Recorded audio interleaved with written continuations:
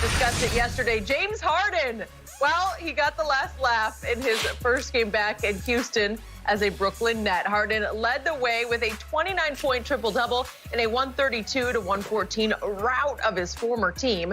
Harden, he drew a mixed reaction of both cheers and boos during his pregame introduction and after a tribute video played during the first timeout. And after the game, Harden said, quote, "I just wanted to give them a show." So, Shannon, what did you make of Harden's reception and response? Well, Skip, I'm not surprised that there were a smattering of boos. I mean, I think we kind of expected that, especially. I'm not so sure, Skip, if James Harden would have handled this thing in a gentleman's fashion, if he had played as hard as he could, but behind the scenes says, guys, I want you to get me out, I'm not so sure that he still wouldn't have gotten some boos. But I thought it was a nice gesture by the Houston Rockets to let bygones be bygones. This guy did give us 8 great years of service to this organization. He's been a pillar in the community. He's still helping with some of the victims that was affected by the storm. And so, you know what? James Harden has earned that right. And I know people are like, well, what are you honoring him for? He hadn't won anything. He didn't hang any banners. Yeah, but we got to get away from, unless you win a championship, you shouldn't be worthy of being honored in an organization. I think James Harden is more than worthy of being honored. So, Skip, I like the gesture of them honoring him, video tribute up on the screen to say, James, we appreciate what you did while you were here. We know you played hard with the exception of the 9 games this year, that notwithstanding, but the previous 7.5, 8 years, we're not going to let 2 weeks, 3 weeks of bad blood ruin the 8 previous good years that we enjoyed together.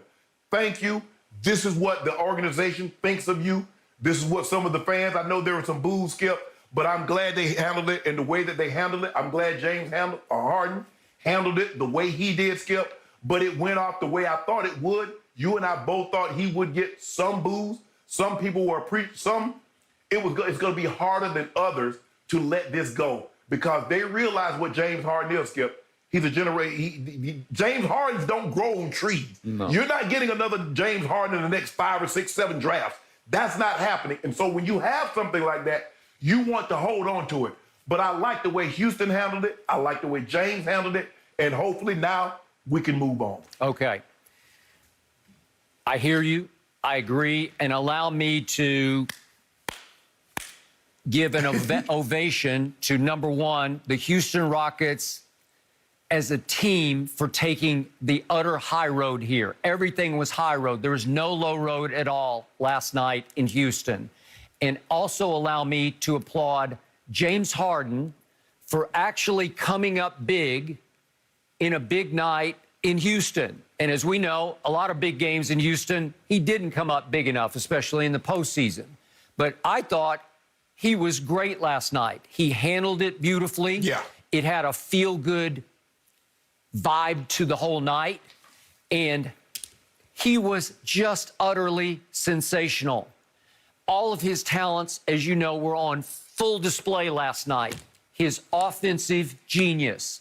Shannon, in the history of this league, after all my years watching and covering this league, I've just never seen anything like this guy. And now he's even showing you his genius at distributing the basketball. He can do anything offensively with the basketball that you could ever dream of doing. He toys with the game. It's like he has the whole game on a string. If you want to double him, he's going to kick it here. If you let him in the lane, he'll go to the rim. If you let him, he'll shoot floaters. Or if you want him to, he'll just step back and shoot it right in your face, and you'll probably foul him and send him to the line for a 4-point play.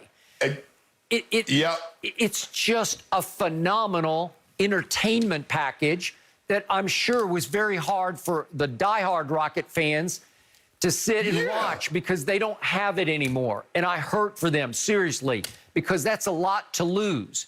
He didn't come up big enough for them in the postseason. They did get to 2 conference finals.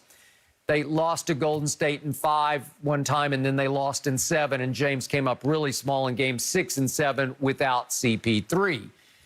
So the point was that he played beautiful basketball last night, and it felt like bygones were let to be sides.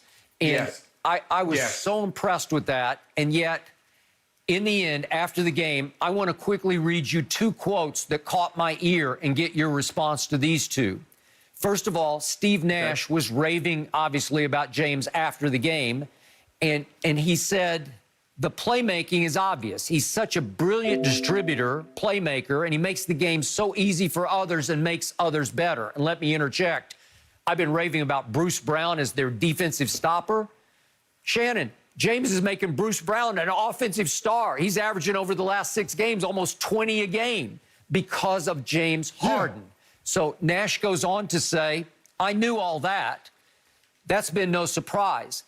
But I didn't know what his patterns of behavior were. So his leadership and professionalism and being a good teammate, all those things, he's been outstanding. So Steve Nash is saying, I didn't know who he really was on a daily basis. I didn't know how he'd be to live with in the locker room and during timeouts. And Steve Nash is saying he's been the greatest. So James echoed that by saying after the game last night, I just get credit for that now. Previously, I wasn't getting any credit. Same leadership. I've been the same person. I haven't changed not one bit. So he's saying he was that leader, that model citizen, that great teammate for all those years in Houston. I'm sorry, Shannon, I didn't see that. This is like he's turned over a new leaf in Brooklyn. Wouldn't you agree?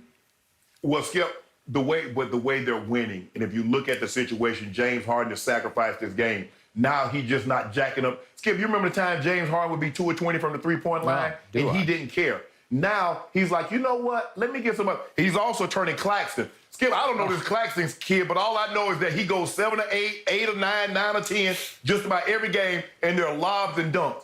But I think the thing is, Skip, it's kind of like when you see somebody from a distance, they're not in your team. It's kind of like the Tom Brady syndrome. You remember how James Harrison said, man, I want to see what this joker really like. Yep, man, I see this joker from a distance, from afar. Man, let me see if he really like what he portrays on TV. Yep. And then you get around him and you see him day to day and you see how he operates and you like, I'll be damned. He's just like that. And so James Harden, you didn't know what he was really like. And then you like, okay, you see the playmaking, Skip, the 36 points a night and the 35 points a night. Okay, we know he can score the ball. He's led the league in assists. Okay, we know he can run offense. But what type of leader is he? Is he a leader or is he one of these guys like a Kawhi? Just goes and play the game? Or is he like you have him with Kyrie, Bradley Beal, and Steph Curry, and LeBron has like Embiid, or Jokic, Giannis, and Kawhi, and himself? Okay, so if you're making the case that LeBron might even shock the world by taking Kawhi first, are you saying that's a possibility? That's a possibility. That's a strong possibility. Look, man, LeBron, see, Skip, LeBron is not, he's just not picking to have fun. LeBron actually thinks he's like a general manager. No, I got it. He's actually trying to put a team together. That's true. His team, I agree. when you get down and look at it, Skip, his teams make sense. You're like, okay, I can see why he did that, this, and that. And plus, the thing is, Skip, there with what? How many fans going to be there? 2,000? This is a very, very different all-star game. You're not going to get the oohs and the ahs with the lobs and the half-court three-point shots and things of that nature. So, it's. I'm gonna say he takes. Ooh, Skip, you got me here with this one. You know what? It's a good question. I'm going Kawhi. Okay, you're going I'm going Kawhi. Kawhi. I changed it again. I'm going Kawhi. You're changing again? So would that be a public acknowledgement from LeBron that LA is becoming Kawhi Town? Oh. Stop it. Stop it. You know better. Skip, hold on. How many times we got to be the leading vote getter? Aren't we the leading vote getter again? Now, we the only guy that's picked sides all 3 years they've had this format in place. Did you know that, Skip? Us, have picked. Well, I mean, 3 up, 3 down. But remember, Kawhi lives in the basement at Staples, so it's hard for him to promote himself when he lives in the basement. Hold on, Skip. And you do realize, one year we had that thing, and if I'm not mistaken, KD was in the West. We was in the West, and we were the leading vote getter. Okay. You win popularity. I give you that because there are billions of blind witnesses out there. There you go with that. If we win popularity, all right, Shannon, I'm going to try to help you change back to Giannis here. Listen up. Fox Bet odds for who LeBron will select first: Giannis, Steph, Luka, Joel Embiid in fourth. So I'm sorry, Kawhi not in that top four right there. You should stick with Giannis, according to Fox Bet, Shannon. Well, I don't Kawhi know. back problem, so he might be out. No, he'll play. Because it's hard. It's hard. It is hard. I'm going to be tuning in. This will be interesting to see how it plays out. I want to get back to